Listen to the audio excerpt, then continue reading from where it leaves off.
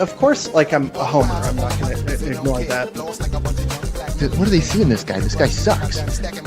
Prepare yourself for the Raptors Report podcast with your hosts, Julian and Steve.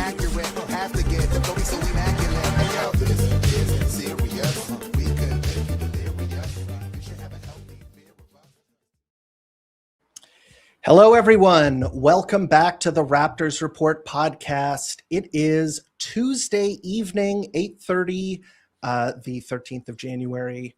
Welcome back, Steve. How you doing? I'm great. Welcome back, Julian. Good to have you back. Absolutely. So the Toronto Raptors are 24-17, which it's almost halfway through the season. And if you were to tell me before the season that that would be the Toronto Raptors record, that they were fourth in the East, I would say, yep, that's awesome. I think that that would be a great place to be at this point in the season. So I think there should be smiles on our faces, but maybe just slight smiles, like creepy smiles. You know, the smiles where you're just like kind of like, yeah, like that. You know what I mean? That's like how I smile. That's how max. I smile in photos. But like, I like to look at it this way. You're 2 games back a second, maybe 2 wins. I think you're like, and the Pistons are fading too. Right. So if you told me at the beginning of the season, you'd be 2 games behind the Knicks, I think every Raptors fan would have taken that. Right. So yeah. And context, the Cavs swept the Cavs. Mm-hmm. People would be like, what? And I think the biggest one, I was thinking about this today. If you told us that we would be, above 500 with Jakob Poeltl missing half the games. Yes, I think true. People would be like, no, because he's the guy that you lose, you put away to tank, right? And also, if you were to show them our first Chiron here, Immanuel Quickley struggles. If you were to show them like a low light reel of what Immanuel Quickley's been doing recently, you'd probably be like, oh, the Raptors, they've won 10 games. They're 10 games below 500 or whatever. It's like, no, they have survived this somehow. Immanuel Quickley has looked pretty bad. I have called him dreadful. I have said that he is, a bum. I might have said that. But, he's struggling. Let's just put it that way. I don't think that we should be too down on the guy. I think everybody has had moments in their life where they're not performing up to expectations. But at the same time, it is incredibly frustrating to watch. Yeah. What are your thoughts on the Immanuel Quickley experience?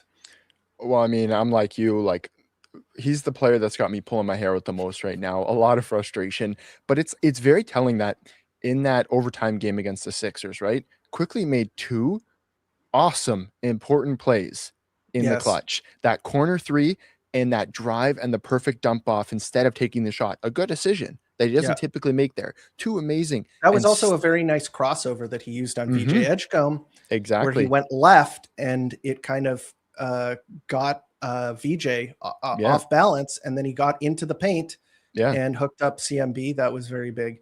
And so but it's really telling that the takeaway from that game is still, oh my God, Quickley almost lost us the game. Oh my, yeah, absolutely. Right?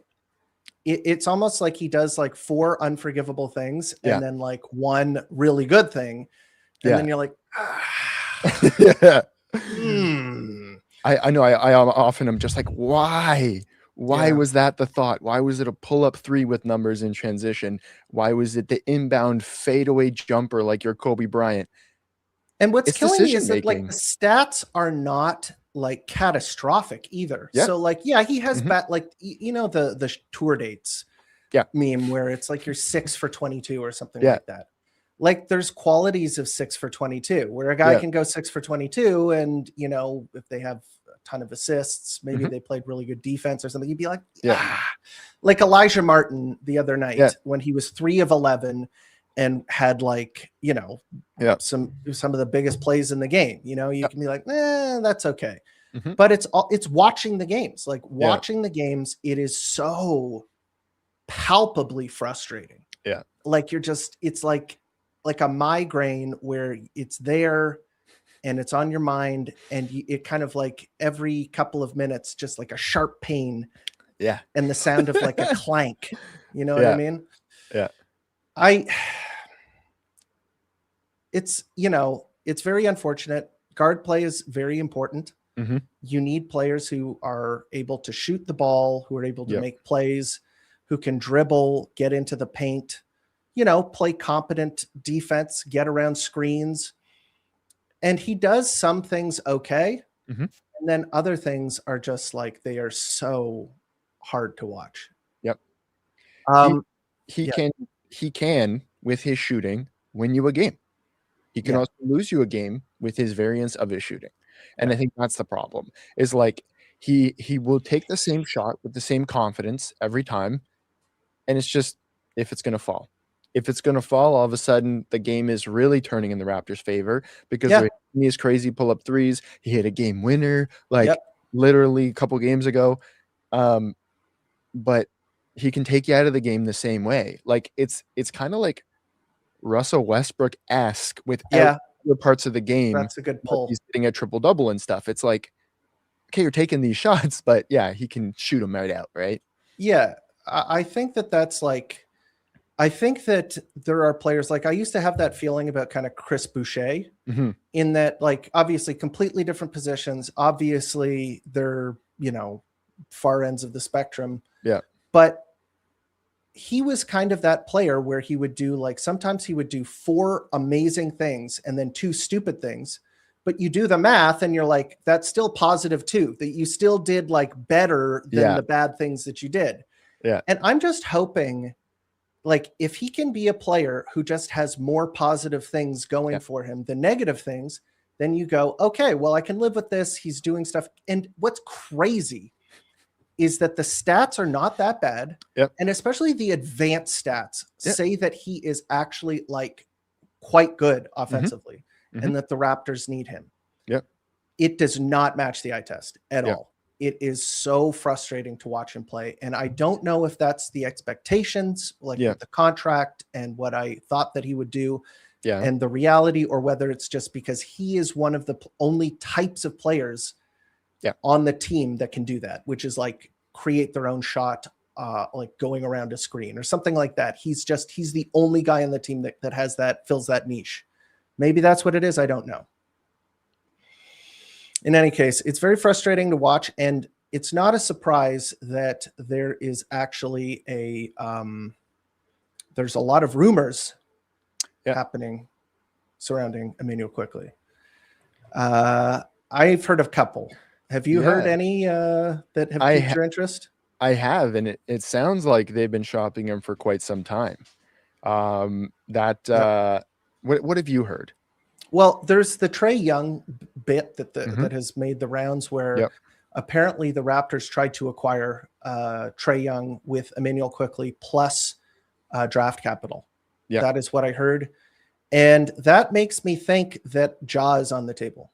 Yeah, I think Ja is considered, like, if they're going to, like, I've talked quite a bit about how I think that Trae Young was like a flawed player, but if it allowed them to get off of Immanuel Quickley's contract, because he is paid for the next 4 years at like increasing from 31 million right now. So like it's a contract, it's a big contract. And I said there are a lot of problems with Trae Young. Like he doesn't play defense, he gets picked on, he's too small, his shooting percentages have gone downhill, all of that kind of stuff. Yeah. But it's like, if you get this guy, you don't have to pay Immanuel Quickley for the next 4 years. And yes, it took you a pick to get off of it, but you kind of get to roll the dice with Trae Young.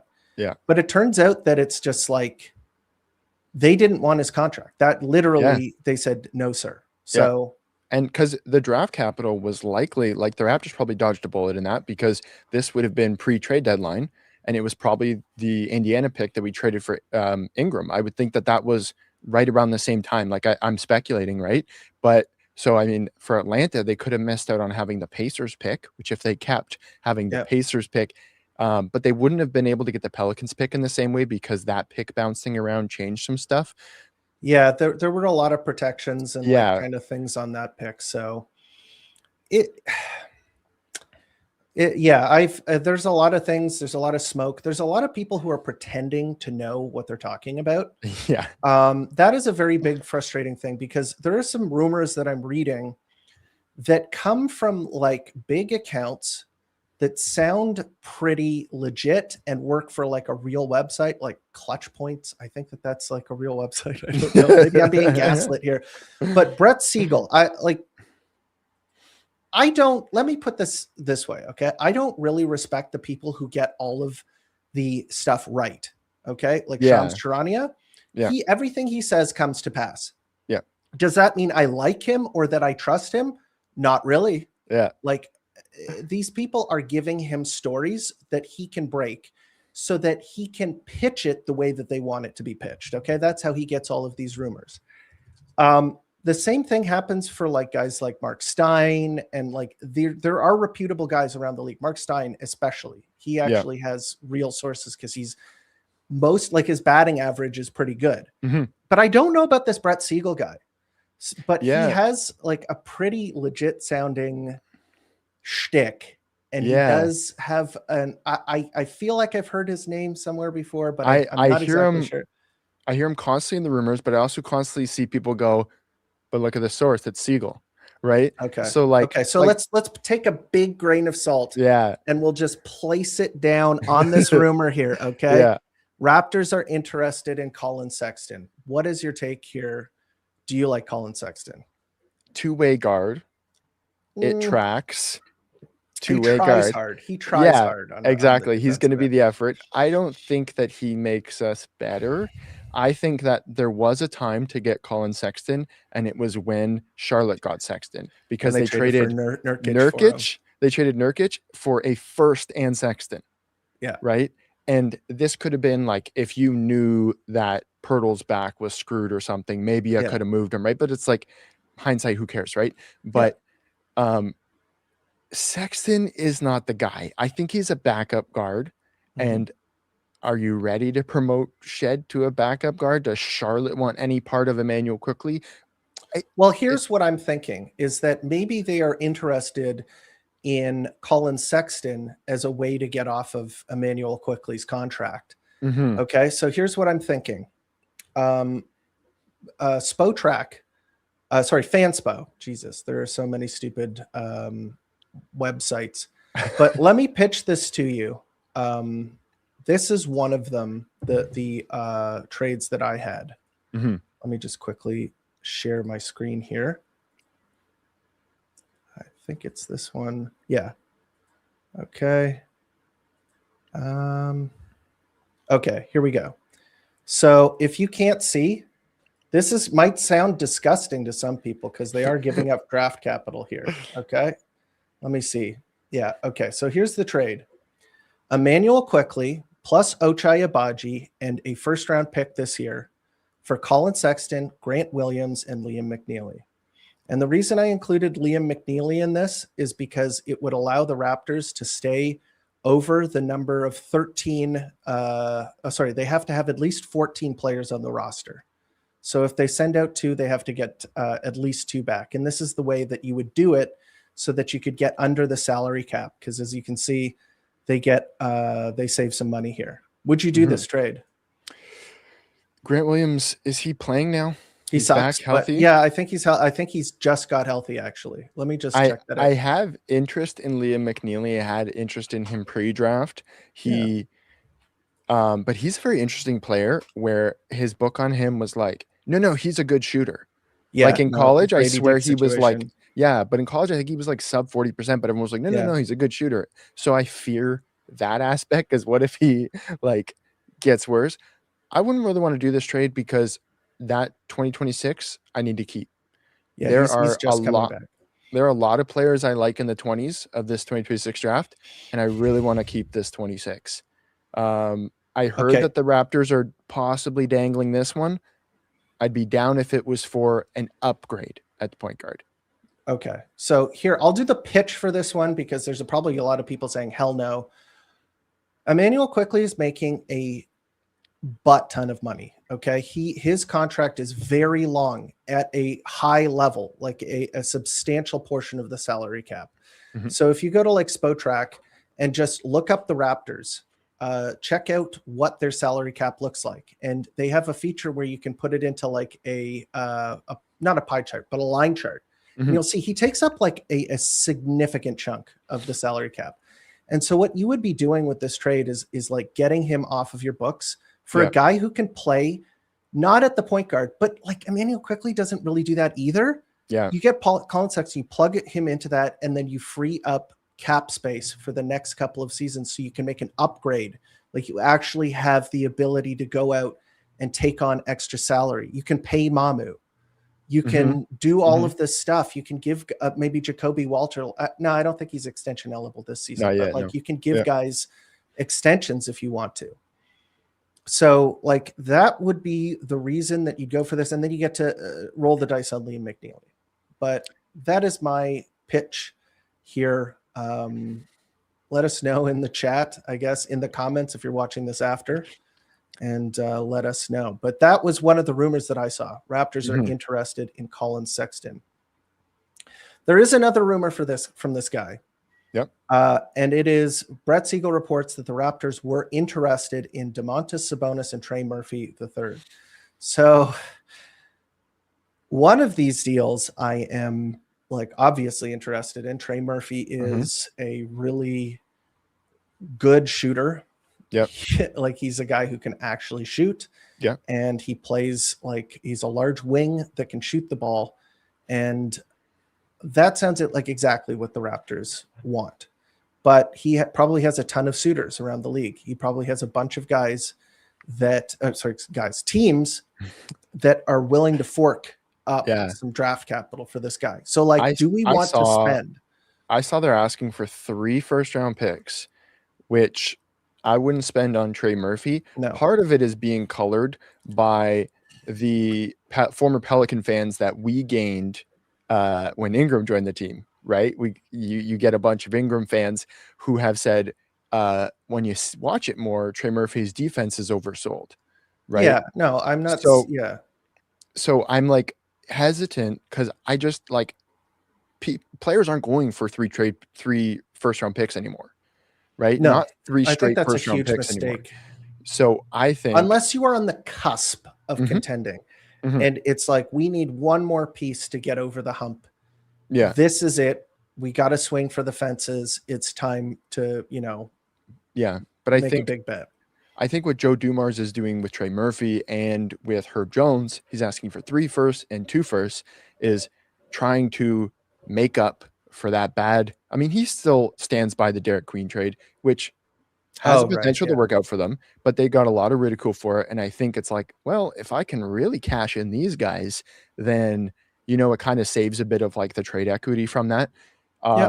So I'd be very wary of meeting any of their offers. Now, Raptors obviously have a good relationship with the Pelicans. You've been able to make a deal before, but I don't see spending the what the Pelicans are asking for Trey. Yeah, it's about asking price. I agree with you. Like 3 first-round picks, that is a bet on this generation, and it's a big bet on this generation. That these are the guys that you want to have on your team moving forward. And I think I like these guys. I'm just hesitant. I would not want to, sell the farm, literally, the farm system for a guy who, yes, is a good young player. Yep. And I think is in that secondary star tier, like the MPJs, last season, Cam Johnson, who wow, he's fallen off. That is the trade that I am the most strong on. Yeah, I thought that he would benefit from being. Yeah, I really thought that he'd benefit a lot from being with Jokic, and that MPJ would be a bit unserious and stuff. But MPJ was right when he said, "No, I can carry my own. You give me the ball." He was definitely right. But the other half of this rumor, the Domantas Sabonis here, that's been linked for like a while. That keeps getting talked about. It kind of worries me how much Bobby is interested in it. But I was against it. If it's quickly going out and maybe a couple of other players, Grady Dick, Ochai Agbaji. Hey, why not? But that's where the other rumor comes in, that the Kings want no part of Immanuel Quickley or any of our long-term contracts. That's There the you other go. thing that I heard, is that they don't want Myrtle, they don't want Quickley, they don't want any part of that. So it's like, okay, so we're not giving them CMB. We're not giving them a good trade chip, right? Like, so they're not interested in our garbage. No, You know, I'm not right? expecting them to be interested in it. I'd Mhm. say, like, if you attach a draft pick Yep. and It Grady might be the Dick, best offer they and get. like it might be. Mhm. And the thing is that, like, if you here's how usually rebuilding teams work. You take on bad salary, Yep. and then you are compensated for it. And the Kings have never really done that very well. And that is how you rebuild. Like, you Yep. trade your players that are good in exchange for draft capital. And then you're bad for a couple of seasons. You collect a couple of high draft picks. It's kind of like the OKC model. Yep. The Raptors dipped into the lottery. They picked up, Mm-hmm. Scotty Barnes, CMB. Those guys look good. Yep. And now they're trying to exit it, right? And Yep. so you have to, it's like a dance. Yep. Some people are on the way down and they want to help you as you go up. And Yeah. you are helping them, but to go down, right? They want to Exactly. go down. You want to go up. So you just shake hands in the middle and you trade your assets. Ships passing in the night. See, Exactly. that's where the Ja rumors kind of come into it, because we got that rumor today that Ja is not viewed any different than Trae Young's value, except what the Hawks wanted was expiring salaries, but Memphis is willing to take on bad contracts. Again, this is a rumor, but I think this was Mike Scott or somebody that I trust more. They're willing to take on bad salary if it that comes makes with sense for young them. players and some picks. And like what they laid out was like they wanted, again, this is like a reported rumor, but it was like bad salary, basically a second chance draft guy, and maybe like first round pick, but they said probably not unprotected. They're probably looking at protected. And I was like, this screams Immanuel Quickley, Grady Dick, and a reclamation future project. Exactly, right? They are so good at drafting. That's their thing. Like, their Mhm. superpower is going out into the draft, like Colin Coward, Zach Edey, Scottie Pippen Jr. Yeah, like all of these guys, Bane, like all of those guys were in-house, right? They are guys who brought it. Yeah, Zach Kleiman is amazing. Yeah. He's really good. So they're just like, listen, we'll just build the way we always have, which is just go into the draft with a bunch of quality picks and make good selections, and then we'll be good eventually. Yeah. And this, I wanted to highlight this because, you saw this too, right? I saw this, and it makes so much sense for the Raptors. I mean, like, this is this is pretty friendly for the Raptors. But I hear Ja wants Miami. Miami's interested in Ja. They're always, and then like, is it working out? Do they like Herro's contract? How's that going for them? Right. So this is a pretty cool option. And you still get a guy who's not exactly a point guard, which is a bit but he weird. can make his shots. Exactly.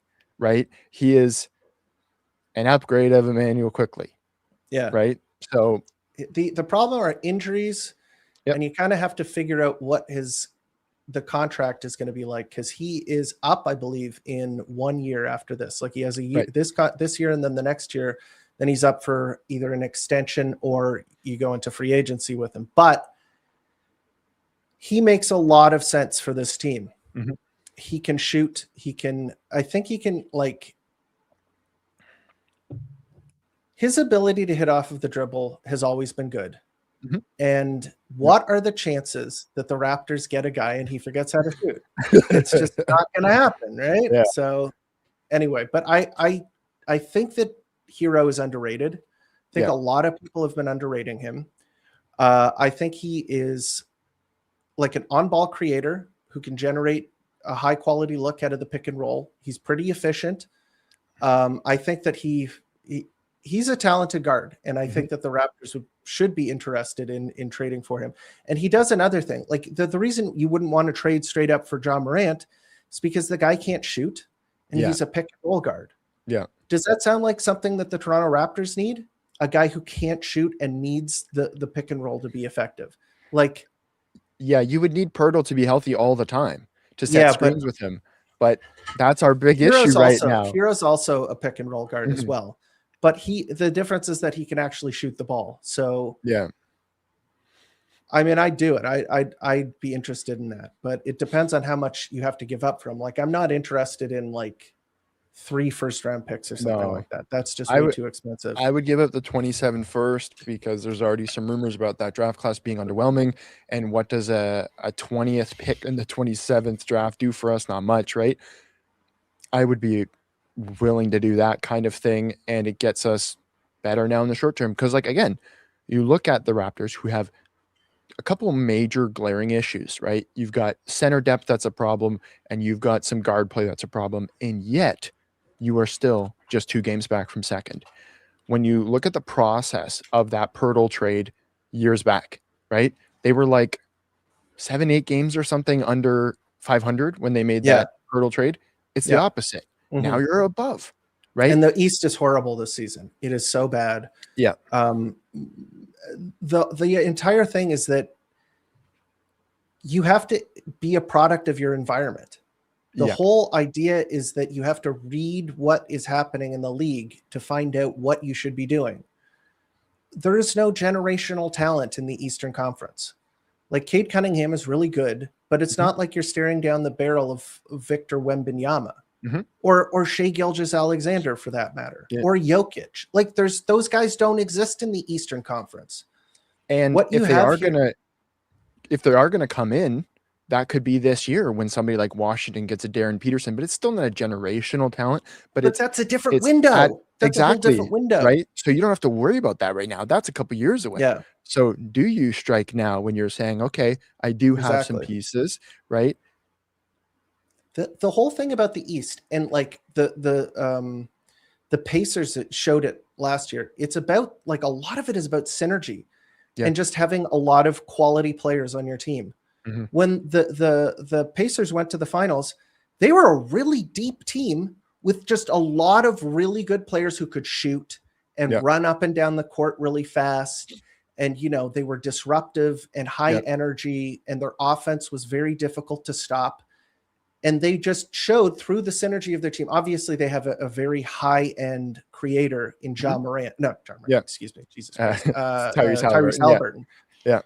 And then they went out and they got like an amazing, Swiss Army knife player in Pascal Siakam, and then surrounded them with just a ton of talent. Yeah, that you can do that in the Eastern Conference. You can just make a good enough team, and then you can beat other good teams. Like, that's what the Knicks did, basically. Yep. They have, they went and got Cat. I thought that was a smart deal. Yeah, that was an upgrade for them, even though he's like really flaky and kind of like you can't depend on his defense is like he falls asleep too much and stuff like that. But it doesn't. He's good enough. He's much better than Randall. So they made that upgrade. They took the gamble on Brunson, and he turned into a superstar. I mean, aided by the refs, no doubt about it. And then aided by his discount money that he took. But OG Anunoby, like they just cobbled together a team. They took the risk on Bridges. They traded the picks, right? And like, that's too much probably for Bridges that you spent. It's but true. Like, when you look at like, he is a very useful player to have on your team. Imagine Josh Hart as well. Yeah. Imagine adding another high-end starter to this current Raptors team that is in the hunt for the top of the East right now. Worth trading picks, in my opinion. But it's got to be on the right guy, and you do have to have that kind of mix. But when Orlando made their trade for Bane, they were convinced, we've got Paolo, we've got Franz, these are our guys, we're going to ride with it. They got their guys all locked down in the contracts, cool, and they made their trade for Bane. And Memphis wasn't shopping Bane. They just said, here's the money, do you want it? And they said, okay. You can force a player out of a team if you pay enough. Right. And the thing about Bane, like the reason I like that trade, and I felt stupid because like, the slow start to the season or whatever, but he is also a guy, you know what I mean? Yeah. He's not at the caliber of like a, Miles Bridges, not Miles Bridges, excuse me. Jesus Christ. Never him. The other Bridges. Mikal Bridges. Mikal Bridges. Yeah. He's on a higher level. Like he is above him and the MPJs and like these kind of shooter guys who are shooters plus, like where they're a good starter, like a quality starter. He's like a star. Like he's actually he's had multiple huge games, 37-point games this season. He's had multiple game winners this season for Orlando. Like he's had some clutch moments already with them. That trade makes a lot of sense. He is that guy. He's not Donovan Mitchell, but he's not so far away from Donovan Mitchell. Like Donovan Mitchell is at a stratosphere that's above him, but he's coming close to where he is, in my opinion. I think he's like a really good player and he should probably be an all-star. So they were just like, go and get this guy. And they did. And it was just a really smart trade. The Raptors should be looking for that kind of deal. Like talking about MPJ and how he is on the outs and he is constantly being discussed in trades. I get why the Raptors are not one of the teams that is being linked to him because he plays the same position as so many of the quality players on the team, but he can shoot. The guy is an amazing shooter. The Raptors have the worst shooting in the whole league. Is there a way? Can you talk to Darko and be like, draw something up where Scotty Barnes is like the Jokic of the team and he just gets the ball most of the time down the court? Can you make an offense where you have Brandon Ingram, Scotty Barnes, RJ Barrett, Brandon Ingram? Did I say Brandon Ingram already? Yes, you did. Oh, but Jamal Shead. We could have two of them. But yeah, like, look, the Michael Porter Jr. thing, like, it's interesting because you have to be careful. Go ahead. Go on. Just like, you're doubling down in a sense. Like, okay, we've got Ingram, we've got MPJ, but like you could get him for one pick. He would be the second tallest player on our team. That's messed up. And he has scorched the Raptors this season. And he's like, and it's not even an aberration. Like the guy is putting up really good numbers and really good shooting numbers. But the thing is that it's like, we've tried a Porter before. I'm good. Returning to the scene of the crime. That's right. Would he be even able to visit Toronto, his brother? Right. I don't know. But that's also just something that I don't know. I'd be interested in it just because he can put the ball into the bucket from 3-point range. Yeah. Speaking of Jamal Shead, that is the clumsiest transition I think I've ever, the worst segue of all time. How good is this guy? Like, is he actually that good?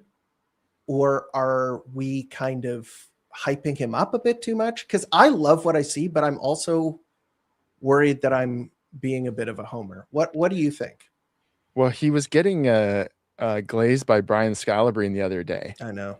Which was interesting. Look, he's not efficient. He can't really finish at the basket, but he's an excellent playmaker. He's a hell of a passer. And his defense is better this year than it was last year. Like last year, he was a couple steps behind on things. He was too small. It wasn't translating from college in the same way. This year, it's been better. He's figuring it out a bit more. He's able to be a bit more physical. He is said this multiple times on the pod before. He is a 100 percentile offensive foul drawer.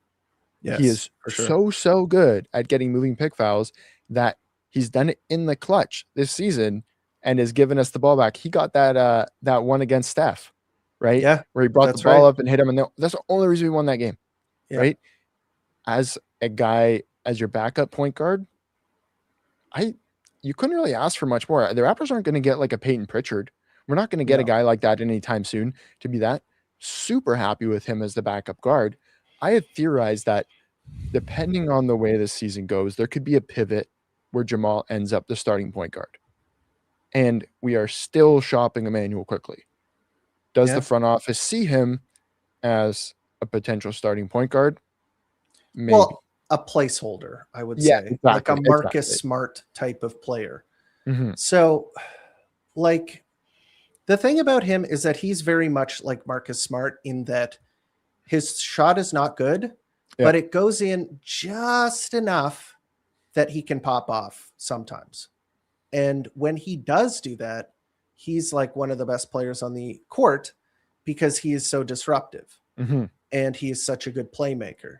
The thing about small guards, and he is that to a T. I mean, you watched him guard Maxey. He's just too small to guard Maxey. Yeah. Maxey is just shooting over top of him. Maxey is so polished that Shead just can't bother him enough.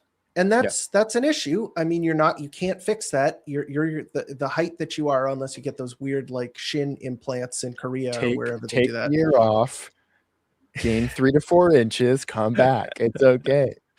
Yeah. But the thing is that he, the way that you can be a good defender is by doing what he does, which is like play incredibly hard and very smart. And he does both of those things, like running around screens hard and drawing offensive fouls is an art form. You have to be like Lou Dort is also really good at that. And of course, like Lou Dort, the problem with him is that he does dirty stuff, not that and yes, he is a flopper. Yeah. But he's the way he's that somehow they do a it flopper and an NFL player. It's crazy. Yeah. I mean, that's pretty impressive. He's got a lot of skills, flopping, stiff arming people, jumping underneath people. But flopping on the screen is literally it's a turnover. Like it's -1 for them, +1 for you. It's like it's the best outcome that you can have. The second best, because it's a dead ball turnover. Right. But he's just generating possessions. That's part of the reason why like you can live with a guy like Nikola Jokic as your center, even though he's garbage on defense, is because he is so good at defensive rebounds. You can't get an offensive rebound off of him. And he doesn't turn the ball over, Jokic. So he wins you the possession war basically by himself, by just getting every single rebound and not turning the ball over ever. Yeah. Like Jamal Shead, he's not doing that obviously, but he is creating turnovers for the team, which is an extremely good outcome for your defense. And he does that enough that it's like Fred VanVleet, the same thing. He was always in the passing lanes. He was always deflecting the ball. He was always creating turnovers and doing that kind of stuff. Was he going to? Yeah, he locked up Steph kind of in the finals. I think he's a better one-on-one defender than Jamal Shead is. Because he's stronger. Right? Stronger, like he's more stout, right? And also, I think maybe he's also just like more fundamentally better than him, like on-ball defender. But Jamal Shead is like a dog. He really hustles and he creates a lot of plays on the defensive end. And then on the offensive end, like he has a sense for where people are on the floor. Yeah. And you know how when you're watching Immanuel Quickley and you're like, just make that pass. Yeah, you're like, the pass is right there. Yeah. It's just right there. Just throw the ball there. Yeah. Jamal Shead is making passes that I didn't see. Where I'm like, oh, that's an amazing pass because he hit the guy behind him. Yeah. He didn't have to look. He didn't have to think about it. Maybe you didn't see that coming. He makes those plays, which is like the complete opposite of what Immanuel Quickley does. Yeah, his court mapping is so much more superior. Like Immanuel Quickley is tunnel vision, right? Like that's like the big complaint about him is that he gets like, and that's why he like always finds RJ, because when it's panic mode, he tunnel visions to where's my guy RJ, right? And he can, and he knows how RJ plays. It's more synergistic with that, right? Shead has like synergy with everybody, and it's in part like, I don't know if you saw the video that the Raptors recently put out of the players guessing players' jump shots. Oh, no, super I haven't fun. seen that. That's cool. So they guess each other's jump shots, and they were really good at guessing each other's jump shots. But it's really fun to watch them. Like, oh, I can tell because of his base, his little leg kick. They all watch each other like crazy. And Jamal Shead had a lot of good insights about the Raptors players, about other players around the league. Everything, he pays attention. Oh, right? for sure. He's obviously exactly. He's obviously a student of the game, which is partially why he's so beloved by coaches, so beloved by teammates, all this. He's thinking about, how do I get you the ball in your spot, which is what you need for a point guard. Yeah. His offense has to come along. He can't get blocked at the rim all the time. His 3-point shot has to tick up a bit more Yeah. if he is to be your starter. Exactly. Yeah. But He has a lot of like, we're talking about the edge cases here. We're talking about the sort of the stuff that he does that why we're gushing is because he does stuff that other point guards do not do. Okay. Yeah. The type of defense that he plays, you will not find a starting point guard outside of Davion Mitchell. Probably somebody I'm forgetting. Maybe, like Marcus Smart or something like that. Like, I think he starts for the Lakers occasionally, but like, you're not going to find a guy who does that very often. Those players have a unique skill set, and it makes them an intriguing player. Yeah. And I appreciate that. And I think that he is a cool player, and what he's doing is very intriguing, but you have to be so much better if you don't have the ability to either score or shoot a 3-point shot consistently. It is just so hard. So it's an uphill battle because the way teams are built generally are that the bigger players are the ones that are playing the defense, grabbing the rebounds, being the role players, and the smaller players are providing the skill of the shooting and the playmaking, the ball handling, all of that kind of stuff. And if you can't put points on the board consistently, like you're already at a disadvantage almost. Like you have to go out and find players who are just going to like literally pick up all of that scoring load. Yeah. So there are challenges building around him if he stays where he is or only marginally improves. But if he's able to get better at shooting, then you're looking at like a really quality player. Like if he can become like a 37% 3-point shooter, consistent 3-point shooter, then we're talking about like a real player that can actually be considered as a starter. I think it's that easy, but it sounds easy. Oh, just add a 3-point shot. Just become a good 3-point shooter. If that could happen, like TJ McConnell would be an all-star, like literally an all-star. TJ McConnell, you give him a good off the dribble 3-point shot, the guy is going to be putting up 30 balls. I'm not joking. Like this guy is going to tear the league a new, what. And look, if Shead was 20 or even 21, I'd have a bit more faith in that kind of growth, but it is asking a lot out of him as he's 23 already, or maybe almost 24. It is asking a lot of growth to happen, which can happen. We've seen players take big leaps, but again, that's an outlier thing, right? Yeah. So you can't be expecting the outlier scenario. The only thing I would say that like makes me think that it's possible is that the guy is like a hard worker and he does understand what he needs to do. And his ego, I mean, everybody has an ego in the NBA. You can't convince me otherwise, but he is. You don't get to that point if you don't have a belief in yourself that you're the best, right? But I feel like he has a desire to improve that I think is something that is certainly beneficial for a player reaching their maximum potential. So I'm not going to write him off. I think that having a player like that on your team is at worst situationally helpful. At best, maybe he can become the type of player that we all hope he can be. Yeah, look, he'll still get a lot of runway as that backup point guard, right? Like he's going to continue to get minutes. You don't have to do anything different to see if he can develop that. You just keep him exactly in his role. Great, awesome. You're not eating away anybody's minutes. There's nobody chomping at the bit behind him. Chucky Hepburn is not on his level and just got surgery. So you've got nobody else in the pipeline behind him. He's going to have the runway, and it's up to him to see how far he takes it. If he doesn't, he is still a capable backup, and it's an awesome 45th overall pick. Oh, yeah, for sure. Like, definitely. Yeah. Speaking of which, I think we got to talk about Alijah Martin. I didn't even have a banner put here, but Alijah Martin, he actually has been drawing some ire online due to his shenanigans. He really poked the bear. He really I know. Yeah. But he's a competitor. He is he's a Scotty Barnes. Like they mentioned on the broadcast that when him and Scotty were like playing like years back before Alijah was even in the league, he's talking shit to Scotty, who's, at the time like an NBA all-star, and he's not in the league, and he's getting under his skin and talking shit, right? So it's like It's just the way he is. You saw him get that double technical with Embiid, right? Yep. It's fiery. I love it. Tyrese Maxey is apparently the wrong player to do that. But no, but he got here's the thing: 33 is points, that and like he got less points this game than he did the game before. no, yeah, absolutely. He went off in the first half. I think that's where like a lot of the kind of post game memes came from, where he's waving. He put on his Instagram story the picture of him waving, scenes in the six or whatever. Yeah, and Elijah Martin's like right behind him. And yeah, so that was obviously intentional.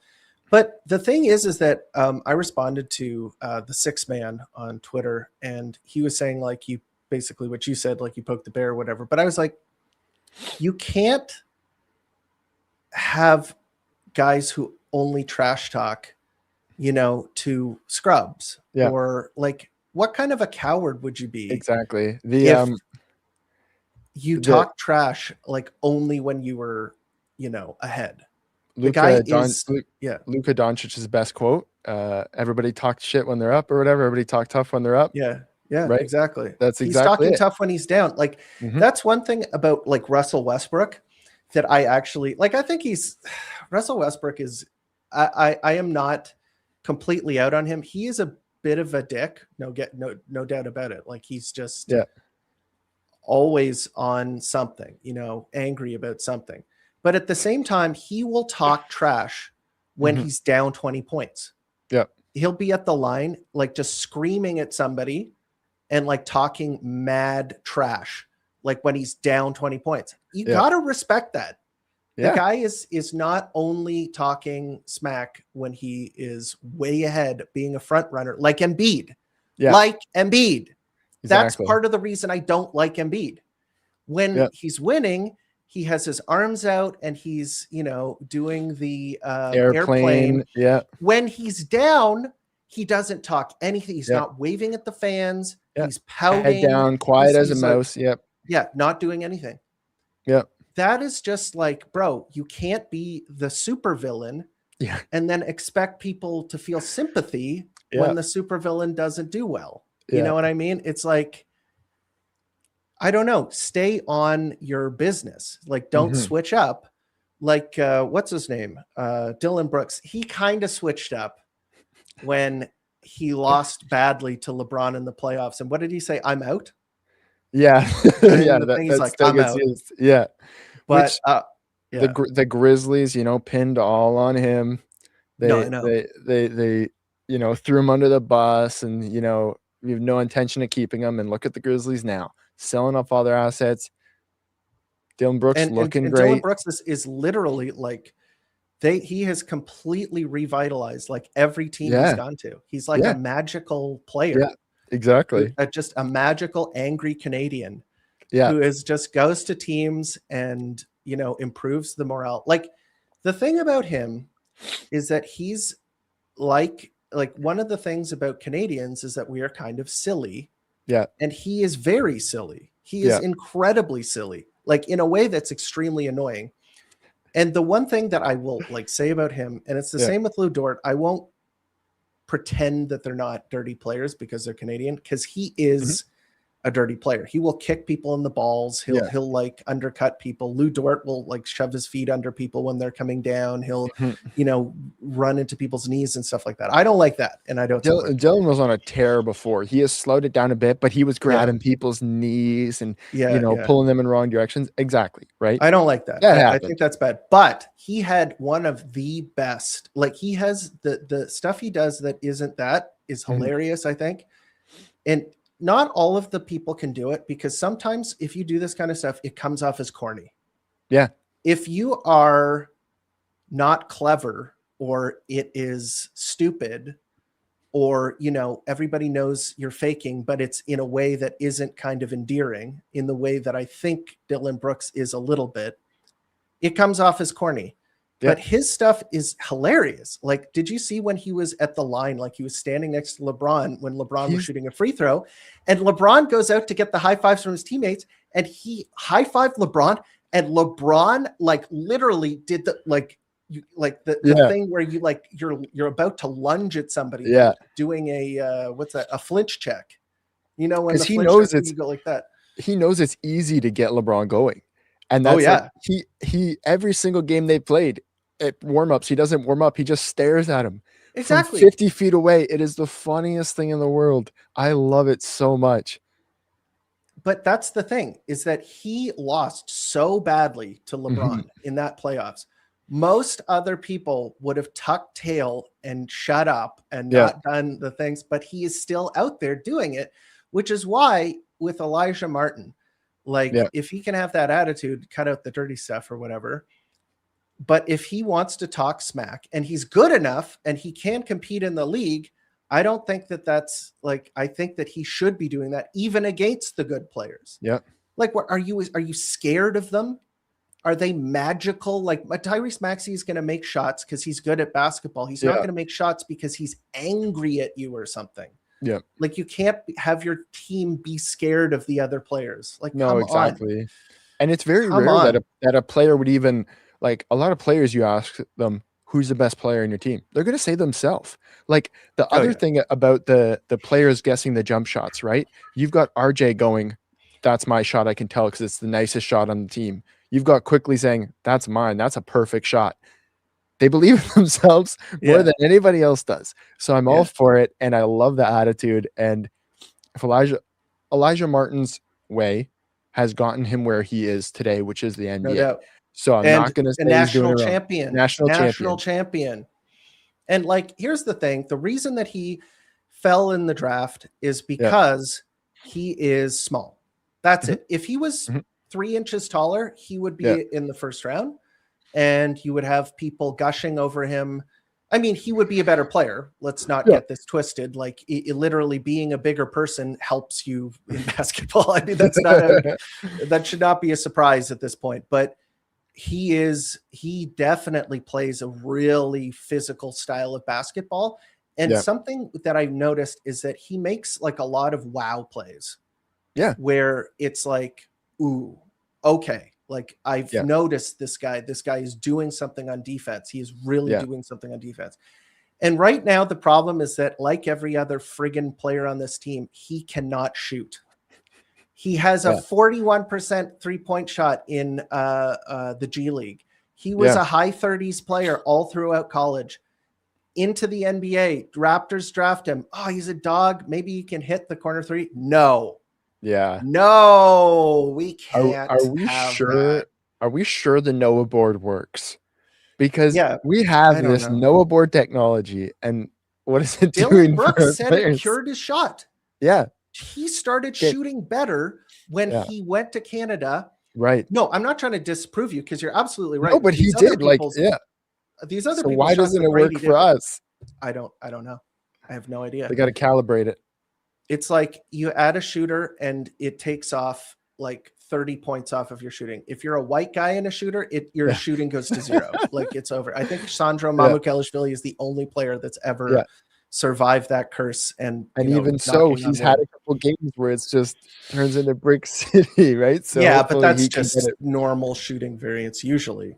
Yeah. But this gets back to another thing, and this may be one of the last topics here. We're kind of almost at an hour here, but the game quality this season, and especially lately, has been awesome.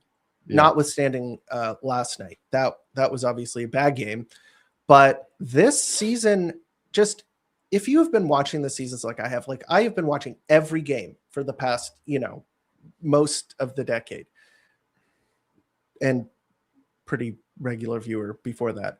But last season sucked. The season before that also sucked. And the season before that was like, oh, you could see the ship sinking and you knew you were heading into the water.